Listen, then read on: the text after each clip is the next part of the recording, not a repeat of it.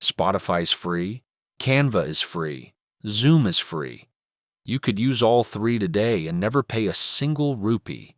And yet, these companies are worth billions, not millions, billions.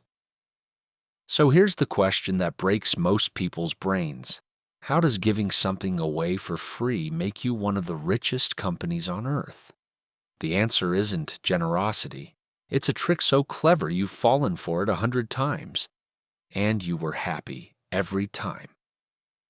Welcome to Analogy Studio. Today, the freemium model. Quietly, the most brilliant business strategy of the internet age. We'll walk through a small corner bakery, a tray of warm free bread, and the customers who pay for everyone else. Imagine a little bakery on a busy corner run by a baker named Meera. Every morning before the sun is fully up, she carries out a wide tray and sets it by the door. Free bread, plain bread, warm, soft, golden, but plain. No butter, no jam, just bread and a small hand-painted sign. Take one, it's free. And people come. Not dozens, thousands. Word travels fast when something good costs nothing. There's Ravi, who stops by every morning on his way to work, takes his free loaf, and leaves without spending a paisa. Meera waves at him every day. She doesn't mind him at all. In fact, she's counting on people exactly like him. Then one morning a customer lingers, sniffing the air, and asks the question Meera has been waiting for. Could this be even better? Want butter on that? Meera says. 50 rupees. Want jam? 30. And if you really want to live, the special garlic herb loaf is 200. Here's what happens next, and it happens like clockwork. 90 out of every 100 people do exactly what Ravi does. Take the free bread and go. But 10 of them? 10 reach for their wallets. Butter here, jam there, a garlic herb loaf for a special dinner. And that paying 10% brings in more than enough to cover the flour, the oven, the salt, the entire free tray for everyone, every morning. The free bread was never charity, Meera realizes one evening, wiping down her counter in the quiet. It was the hook. The free loaf gets 1,000 people in the door. The butter and jam. That's where the bakery actually lives. This is the freemium model.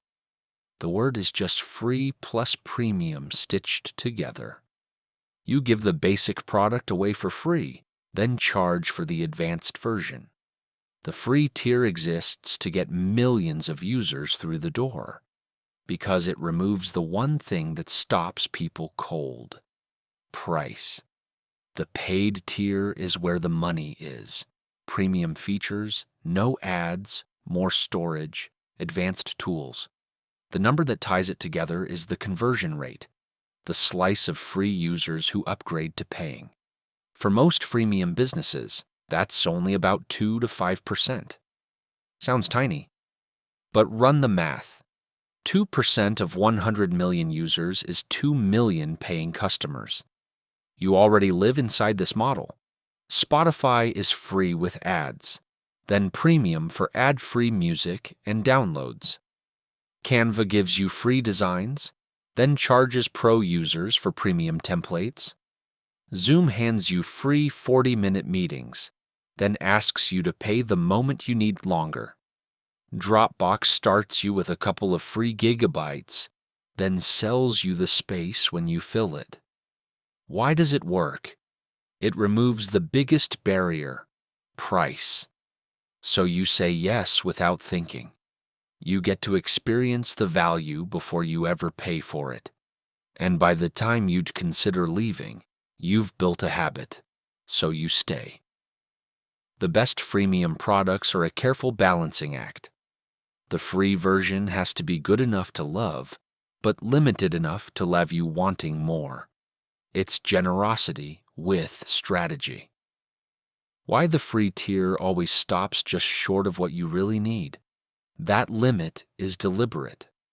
Why these companies happily let 90% never pay. They're the crowd that makes the place worth visiting.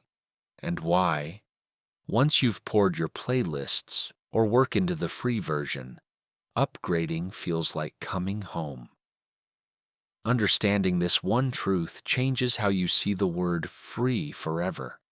When something costs you nothing, you're not always the customer. Sometimes you're the bread that brings the customers in. Subscribe. Free, of course.